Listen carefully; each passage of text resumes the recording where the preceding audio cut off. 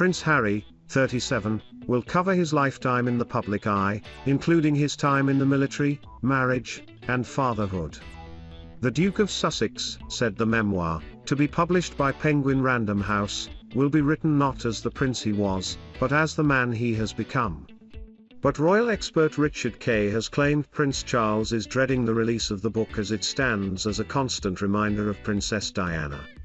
Speaking to Palace Confidential on Mail Plus, Mr. Kay said, "I think the difficulty for Prince Charles is that every time Harry opens his mouth, he seems to chip away at his father's credibility, and this must be undermining their relationship. They have on the horizon the prospect of Harry's autobiography or memoir. We don't know what's going to be in it, but we do know he has spent some time digging into his mother's relationship with his father. They must be dreading the publication of that book and what it will mean. We're edging closer to the Prince of Wales becoming monarch, and every time these embarrassing situations erupt with his son, it reminds people why they have problems with the prospect of Charles as king. He's done his best over the past 20 years to rededicate himself to his future subjects, but there are obviously difficulties. People still haven't forgiven or forgotten the Diana years, and Harry's constant reminder about the past makes this a really tricky transition period for Charles. It comes as Harry is under pressure to name the royal racist in his upcoming book, The Sun has claimed." Speaking to GD News, Ms. Schofield said, "Isn't this just the tackiest rumour in the world? I believe the publishers are going to continue to perpetuate this rumour because, quite frankly, Prince Harry and gone way overboard on oversharing this past year. Don't miss what is there left to know. This is the only secret left for the Sussex couple. I think that we're going to continue to hear this rumour because it's really the only thing that might send people to the bookstores to purchase this book. The article that I've read about the rumour also suggests Harry is going to go deep into his mother's background.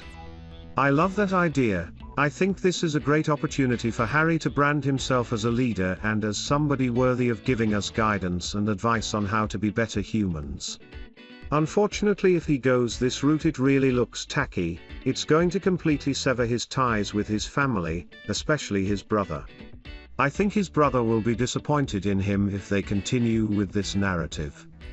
I really hope that it's not true, but I don't think this rumor is going to go away because, frankly, it's really the only thing that they have that the entire world is curious about, and that might sell a few books." Duke of Sussex, 37, who stepped back from his role in the royal family last year along with his wife Meghan Markle, 40, was branded the most famous job quitter in history aside from his great-uncle King Edward VIII. Harry, who now lives in California, took part in a Q&A about mental health with American business magazine Fast Company this week. A former working royal and former soldier, the Duke is now the Chief Impact Officer of mental health and coaching firm BetterUp. He said, "ITMV actually discovered recently, courtesy of a chat with BetterUp Science Board member Adam Grant, that a lot of the job resignations you mention are in TMT all bad. In fact, it is a sign that with self-awareness comes the need for change. Many people around the world have been stuck in jobs that didn't TMT bring them joy, and now they TM putting their mental health and happiness first. This is something to be celebrated." Harry, who has famously opened up about his own mental health on several occasions, may have had good intentions with his remarks, but they did not go down well in some quarters. Ms. Elsa claimed the comments made Harry look out of touch, pointing out that many people are not able to leave their jobs, even if they do not make them happy, because they do not have the same personal wealth as he does. She jibed, "It is this man, a man with a startling paucity of real-life experience, who is readily offering up career wisdom, something that makes about as much sense as asking Prince Andrew for dating advice or Prince Philip, back in the day, for driving tips." She added, "What the joy of quitting trademark brouhaha has done is strip away the veneer of his Call Me Harry trademark knockabout bloke public persona and reminded the world that he is a man who up until last year lived off his father TM's generosity and never had to pay an electricity bill in his life." The royal writer claimed Harry received millions of dollars from his father Prince Charles until the age of about 35. After Meghan and Harry announced last year that they intended to step back from their royal roles, much speculation was made over their finances. He claimed that his family had literally cut me off financially in the first quarter of 2020. Financial accounts were then released that showed that Charles continued to fund Meghan and Harry into the summer of last year. At the time, Harry faced claims that his allegation about being financially cut off did not match the financial records. A spokesperson for Prince Charles and his wife Camilla TM's Clarence House addressed the apparent discrepancy between the two timelines. They said, "I wouldn't TMT acknowledge that they are dramatically different. All I can tell you are the facts." Harry and Meghan TM's own spokesperson also attempted to clear up the matter, claiming that Harry had not been referring to the first quarter of the calendar year, but actually the financial year, which in the UK begins in April.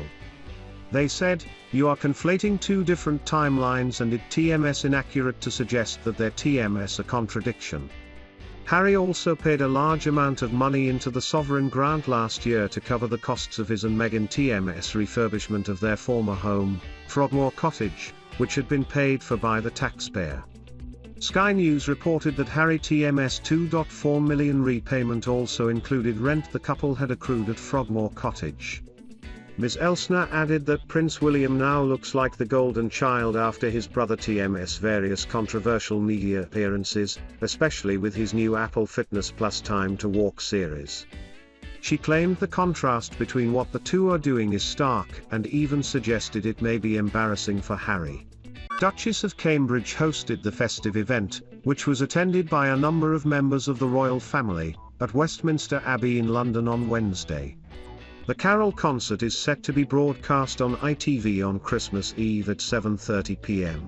Kate wore a festive red dress and heels for the carol service, while William was smart in a suit and tie matching his wife. In a touching nod to Her Majesty, the Duchess wore a pair of earrings owned by the Queen. Kate styled her glossy brunette hair in curls which she wore loose around her shoulders. In a moving message for the Together at Christmas service, the Duchess said the coronavirus pandemic showed the importance of simply being together. She said, "We have lost loved ones, seen our frontline workers placed under immeasurable pressure, and we have experienced heart-wrenching isolation from those we hold most dear. Alongside this, we have seen how communities have come together to support those most in need. And through our separation from others, we have been reminded just how powerful human connection is to us all. Just how much we need one another. And how loving and feeling a sense of belonging to one another can provide comfort in tough times.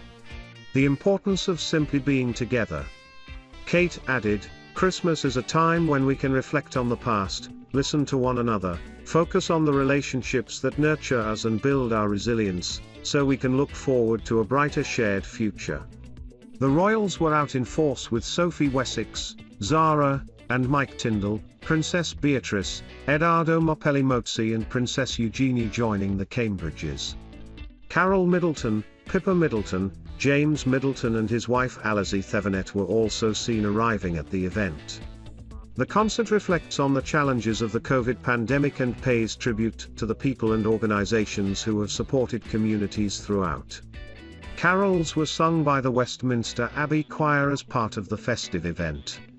Singers Ellie Goulding and Leona Lewis were among those performing at the festive gathering. The Duke of Cambridge, British Paralympian and junior Dr. Kim Daybell, and presenter Kate Garraway, whose husband Eric Draper spent a year in hospital after contracting coronavirus, all gave readings. And there was a performance of To the Day, a composition created for the occasion by poet and writer Lem Sissay. Among the guests were people in community networks, charitable organizations and the patronages of the Queen, Prince Charles, and Camilla, and the Cambridges. Those who William and Kate met and spent time with during recent engagements also attended, as well as armed forces personnel involved in Operation Pitting, the UK's evacuation of civilians from Afghanistan after the Taliban takeover. The concert is being aired on ITV after a last-minute switch from the BBC following a row over a documentary last month. BBC Two's The Princes and the Press, presented by self-avowed Republican Amol Rajan, looked at the relationship between William, Prince Harry and the media. In a rare joint statement, Buckingham Palace, Clarence House and Kensington Palace hit out at the two-part documentary. The three royal households criticised the programme for giving credibility to overblown and unfounded claims. The controversial documentary prompted the royals to snub the BBC, and move the broadcast of the Carol service to ITV.